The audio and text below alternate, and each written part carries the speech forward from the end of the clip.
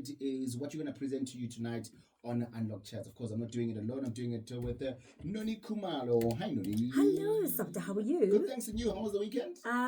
Very busy. Very, very busy. I went to the Joburg Film Festival gala dinner. Nice. And then I was playing auntie because my nephew was getting baptized. So very good. And yours?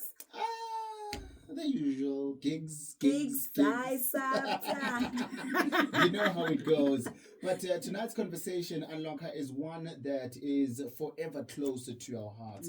How do we become the solution to the unemployment crisis? And let's be honest, unemployment continues to cripple our country and it just doesn't stop. Yeah, and we speak about this all the time. As you said, it's very close to our hearts. Yeah. And I mean, we're really also hoping for something major in the budget speech as well when it comes to unemployment. There were little hints here and there, but nothing concrete. So we're constantly looking for solutions. We're looking at our government, but our government will not bring all the solutions. Yeah. But we do have amazing people like the guest who's joining us tonight. Her name is Natrishka. She has built an amazing platform that could be a possible solution for you if you're unemployed and you're listening, or you know someone that is unemployed. Now, Natrishka is not new to Unlocked. Yeah. She is a good friend of the show. She's also the founder and COO of Gigsterr. Natrishka, good evening. Welcome back. Thank you guys so much for having me on this evening. It's a pleasure. And I mean, we have you on in a time where unemployment just continues to peak. It just continues to increase. And we're trying, by all means, in our own spaces to try and bring those solutions. Yeah. But it's often so difficult. There's someone who's listening now who's unemployed and has been unemployed for a very, very long time, has been going to interviews, has been sending those applications, and has given up. Yeah. Yes. Where does this passion come from you to want to start a platform that could possibly be a solution? Well, I think it started off about 1.5 years ago. And I was looking at, your different social media groups and things like that. Yeah. And one thing that kept bothering me and actually really hurting my heart is I kept seeing things like single parents posting to say, I don't know how I'm going to feed my family this month. I kept seeing people saying, look, I just lost my job. I don't know what I'm going to do. And it actually used to break my heart to see this. And one of the hardest things, as I said, seeing single parents saying, I have a job, but unfortunately that job is just not covering my expenses anymore. Our cost of living has gone up or almost doubled in the past 5 years, but salaries haven't doubled. Sure. So how do we survive with the ever-increasing costs? Right now, it's across the board. We've got the possible VAT increase on the table. Yeah. We've got the increase of electricity, the increase of cost of food, transport, petrol. Everything's gone up. So how does a normal family that is on a set income, how do they survive? And how does someone that's unemployed manage to just feed their family for a day sometimes even? Sometimes all you need is to be able to know that I've done a small gig or a small job. I can feed my family for tonight. Yeah. And that's where the passion for this came from, that I thought if we can find a way to give people the opportunity to do short one-time gigs that gives them money in their pocket, it might not be a permanent job, but it can get you through for now. Yeah. The other good thing is that if you are doing this type of gig work and you find that you're succeeding in it, this can actually become your new career. Yeah. And at the same time, if you say get a gig and you go and do a good job on that gig, you might actually be employed by that company or by that person because they've thought, okay, you're doing such a great job. I might never have met this person before.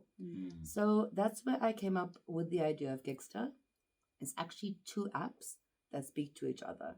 So one app is for your service providers to log on and create profiles on. And then the main app, which is the Gigsterr app, is where you can actually post gig jobs. So these 2 apps speak to each other and allow you as a service provider to apply for any of these gigs that are being posted.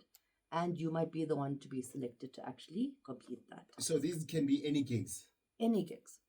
So obviously in terms of legal legal laws and things like that. Yeah. Yeah. Obviously, nothing in terms of violence, anything sexual or anything inappropriate. And we do have quite strict rules on that, but anything across the board. So currently our categories range from general work all the way up to professionals, because a lot of professionals have actually been retrenched recently. Yeah. So for instance, if you are a nurse, if you're a caregiver, if you're an accountant, a lawyer, you can actually post your services on there, because sometimes after hours, just say you need a document signed by a legal officer, just say last minute your caregiver drops you or your nurse doesn't show up for a job or something like that. You can post on Gigsterr and say, I really need someone for tomorrow. It's a one day thing. Who's available? Sure. And if you're sitting at home and you haven't got anything to do, you can actually get paid for a once-off gig that helps you through the week and just, as I said, helps you to feed your family. Sure. And how often do these random things happen where a light bulb goes off or you need to change a tire or, as you said, your caregiver doesn't come, and sometimes you're stranded and you don't know who to call? I think it's such a brilliant initiative. Can you tell us more about how the app actually works? Sure. So obviously there's a lot to tell in terms of this, but the Gigsterr Provider app is currently available on the Android Play Store. It is launching on the Apple Store on Thursday. So our approval is in the process right now. It is going to be launched. And the provider app is a platform that you can create your profile, put your services on there. So you can actually put pictures of the services you do. You can do rate cards so that for different services, for instance, just say you do nails. You could say, and our ladies know this, for acrylic sets or just normal paint or all of these types of things. I know it. Jellish. Oh, fantastic. Look at you. Polygel, come on, Santa. And all the way across to a plumbing service or an electrician, right? So there's a lot of people in our country that have the skill set, but they may not have a formal business. So how do they get their services out there? Yeah. Right? And that's why, to me, this platform is person to person. So that right now, if you can only offer to pay 200 Rand for something, put it out there. There might be someone sitting at home that says, I've got the skill set. I'm not doing anything. Why not? Yeah. I'll take this job for 200 Rand. The other good thing that we have built into the app is that transport is a separate fee. Because transport is often a concern for people, that you're getting paid 200 Rand for the job, but half of that is going on transport. Yeah. So the app actually allows you to use a distance scale and a slider, so that if you're posting a job, you can say, look, I only want to pay maybe 100 Rand for transport. That's what I can afford. I'll go up to maybe a 10 km radius. So you can actually move the distance that you want your task to appear, and people within that radius can apply for it. Okay. Yeah. Jeepers. Now the big question would obviously be security in this case, because I'm calling Noni to come to my house, and I just know of the service that Noni is providing on Gigsterr. How do you handle the security concerns, both from a user's perspective and from a provider's perspective? So we've actually put a few layers of security into this. The first and foremost one is that it is person to person. So if you contract with a person, initially you cannot see that person's profile until you accept a gig for them. Meaning you cannot see their picture, you cannot see their personal details. So that in itself is meant to keep both sides of both service providers and the people paying for the services safe. Because it prevents someone from going on and looking at pictures and saying, oh, okay, I want to hire this person, right? So it keeps it purely to a profile. And on those profiles, you get ratings and things like that. We do have an option to upload a police clearance. So on a person's profile, if you've uploaded your police clearance, it will show a tick that you do have a police clearance on there. Okay. Right? For the service providers as well, we do ask for certain extra details, such as your banking details, obviously, for payments, proof of address, proof of identification. And we also do ask for proof of ID on the Gigsterr app, the main one. So both your service users and service providers do have to provide their IDs, their details, and things like that. But also, once you've accepted a gig, you get a code that is sent to your phone, and you have to provide that to the person when you arrive, so that the person knows, okay, it's actually the person I've contracted with. It's not a stranger or a new person. Mm. So just say if I contract with Noni, Yeah. if she arrives, she's got to give me a code and I've got to put that code into my phone. Okay. So that I know that she is the same person that I've contracted. Sure. And then, So not a random person comes. Exactly. Okay. And okay. then when the job is done, both people actually get to rate each other. Now that's the nice part about this. That firstly, that builds up a service provider's rating so that you can say, okay, look, they've got 25-star jobs. Obviously, they're doing a good job. Yeah. But also on the reverse, as a task poster or a Gigsterr, you also get rated.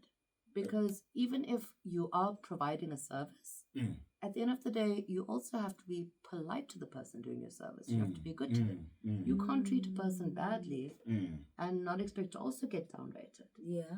So it works both ways, because there are some people that might treat a service provider badly. Yeah. Right? So in that way, it also allows you as someone that's providing a service not to accept a task where someone's going to treat you badly or not be respectful towards you or not respect your time. So that's where the idea of the rating system came in, that both sides get rated. We do obviously analyze and review those ratings. And if there is any discrepancies, then we will obviously reach out to those people and find a solution from there. And how does the payment work? So the payment works through the app. And Okay. that was another big thing for us, because I think everyone here has heard a story where either they paid a service provider to do a task or they paid a deposit and that person disappeared with their money, right? On the flip side, I've seen many service providers that have said, I took a deposit, I finished the job, and now this person won't pay me. Yeah. Right? So because the payment is done through the app, that once the job is finished, if the service provider says the job's finished, even if the person that posts the job doesn't click completed or anything, the payment will still go through. Okay. Right? So if your job has been completed and on both sides there's no person saying, okay, there was an issue or anything like that, the payment goes through automatically. So it protects both sides, because if you're paying for a service, if you don't get the service user doesn't get paid. Okay. Right? I love that. So to me, it's just sort of protecting both sides of yeah. the person paying for the task and the person completing the task. Because in that way, it's handled through the app. When the person contracts or accepts that Gigsterr provider to do the task, the money is deducted, right? And it's held. And when both sides say the task is completed, that is when the payment happens. Sure. This is thoroughly thought through. I really love the safety measures. I love the payment plans. I love the credibility of the providers as well. But earlier on, we're chatting about just how difficult it is for a household to just survive, because not only are we dealing with increasing costs, but we're in households where they're led by one person. So it's not a dual income household. So people are finding themselves having to juggle multiple things at the same time, multiple jobs, because they can't feed their families. And your responsibility is to just restore some dignity into a household. How do people with normal everyday jobs and busy schedules, how are they able to adapt to the app and find work on the app? So the nice thing that we've built into the app is that you can actually put the times that you are available. So just say you are only available on the weekends. You work a Monday to Friday job, but on the weekends you say, look, I'm available for general work and for baking or cooking or plumbing or electrical, right? Yeah. You can say, I'm available on Saturday or Sunday, or I'm available Monday to Friday from 7 to 10 p.m., right? Sure. So you can choose those hours. The only thing that, just in terms of safety that we have put in, that you cannot start any gig after 10 p.m. and before 5 a.m. And that's just a safety measure that we put in for now. Obviously, once things get going and we see how the app is going, we will adapt and adjust based on our user feedback. But for right now, we think it is the safest way to keep both sides protected. Okay. But what if I'm an adult provider after 10 p.m. and that's a service that I want to provide? I mean, we might laugh about it now, but it's a reality that there are some people who would want to jump on the app because of that type of business or that type of service. So the biggest difficulty with that is obviously your companies that monitor these apps, they do not allow for that. Okay. So unfortunately, it is not allowed. It is in our terms and conditions. If anything of that sort is posted, then the profile itself will be shut down. Oh, okay. Right? There are other platforms that obviously might work better for that. Yeah. But particularly for this type of platform, it is not allowed. We've got very strict rules and conditions when it comes to Android stores, Apple stores, and they've got their own set of very strict rules on what can be on the apps and things that cannot. But also from our side, I think when you offer certain types of services that fall under your escort and those types of services, it opens it up to a lot more dangerous activity. And I think what we're trying to achieve here is protection on both sides. So I think there's a lot more danger when it comes to something like that. And we are trying to keep this a very sort of PG friendly, family friendly. Okay. That's understood. And look, we're joined by founder and COO of an amazing app called Gigsterr. It is an opportunity for you to find work. It's an opportunity for you to put yourself out there. It's also an opportunity for you to find people that you possibly need in your house or in your business. You just go on the app, and if you are looking for someone literally to clean your house, you could possibly find them on this amazing app. Yeah, or you're like me and you're short and you don't have a split bladder and you need somebody to change your light bulb. Exactly. And there's nobody at home. Then you can definitely go on the app. So I want us to just chat about the app because it's relatively new. But what's some of the feedback that you've received from some of your users so far? So far it is just the service provider app that's been launched. Yeah. Our full main Gigsterr app is launching on the 22nd of April. Yeah. Okay. So before we sort of end the interview at the end, I do want to give everyone the spelling because, you know, there's a couple of different spellings of this. Yes. So the main thing is, as I said, that we've currently launched this and we are looking at any feedback. So far, the feedback has been positive. Nice. But I think once the main app launches and then you've got people actually completing the gigs, that's when we'll have a lot more feedback that's coming through and we will adapt. We are pushing updates to the apps almost every week. Sure. So we're keeping on top of the trends, market trends, and making sure that we are giving users what they're asking for. Yeah. Let's talk about the name because you said you wanted first for people to spell it properly, Yes. but also we're curious as to how the name came about. Okay. So it is spelled Gigsterr. So it was a combination of looking at what encompasses what we're trying to achieve. And, you know, there were so many different names being thrown around. Initially, it was, you know, the Peace Job app or Side Hustle app. Or side hustle, extra income app. Exactly. So, you know, we went through quite a few different names and sometimes also just to add the practicality in that you've got to see what names haven't been taken. So right now, it's not just a local thing, it's also an international thing. Yeah. And to see that we're not going to get in trouble for any competition stuff or has a company been registered already? Yeah. But the essence of the name Gigsterr is, I think, describing exactly what this is doing. It's a gig economy. And a gigster is someone that posts a task. A gigster provider is someone that provides a task. And gig is the name of the gig. Right? It's a once-off job that you do. It's a gig. So that's how the name really came about. And I think it speaks very nicely to what we're doing. Yeah. It's very unique. It's got a nice little ring to it. So we actually are calling our service providers Gigsterr Pros. Nice. Because you are a pro in whatever you're doing. Yeah. And then, as I said, your gigster is the person that is posting the task, is paying for the task. I do need to emphasize that you don't need to be a business for you to be a provider here. Yeah. Literally, if you have a skill, you have time, you have a service to offer, you can also be a service provider and jump on the Gigsterr app. Yeah. Natrishka, thank you so much for the work that you're doing. Thank you for this platform that you have created because you want to be a solution. Yes. What are some of the stories as we wrap up that you would like to see come from this platform that you've created? So I want to see hope. I want to see people start to hope again, start to have an increase in dignity again. That, let's be real, if you lose your job, if you can't feed your family, that kills you as a person, right?